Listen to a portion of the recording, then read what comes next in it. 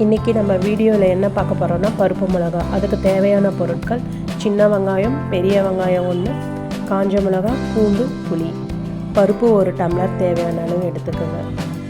பருப்பை நல்லா வாஷ் பண்ணிக்கோங்க. 2 டம்ளர் தண்ணி ஊற்றிட்டு வெங்காயம்,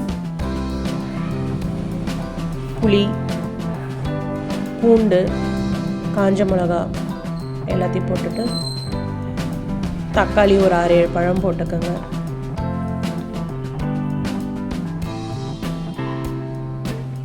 தேவையான அளவு உப்பு சேர்த்துக்கினேன்.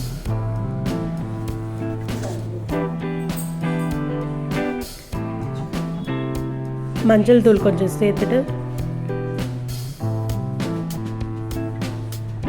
குக்கரை க்ளோஸ் பண்ணி 5 விசில் வச்சிடுங்க.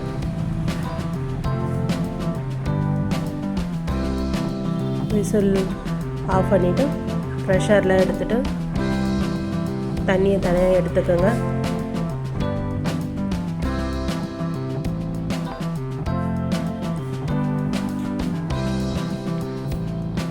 இப்போ ஒரு பிளெண்டரில் நல்லா பிளெண்ட் பண்ணிக்கலாம்.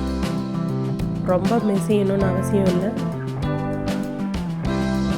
கொஞ்சம் லைட்டாக பிளெண்ட் பண்ணிங்கன்னா போதும்.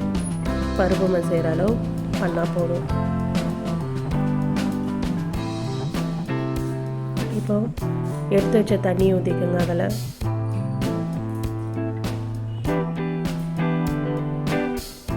இப்போ இதுக்கு ஒரு தாளிப்பு கொடுத்துடலாம்.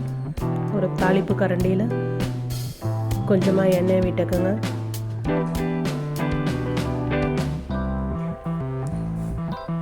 கடுகு,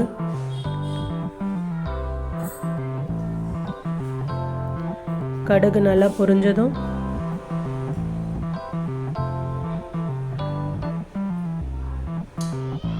சின்ன வெங்காயத்தை போட்டுக்கோங்க. சின்ன வெங்காயம் போட்டால் ருசியாக இருக்கும்.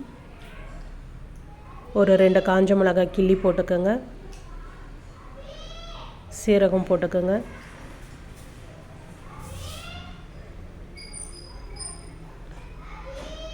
வெங்காயம் நல்லா பொன்னிறமாக வர அளவுக்கு வதக்குங்க.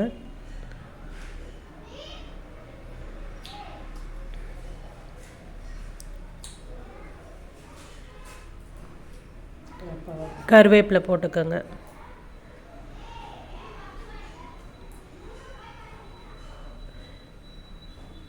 இந்த தாளிப்பை எடுத்து நம்ம கடைஞ்சி வச்சுருக்கிறதுல போட்டுக்கலாம்.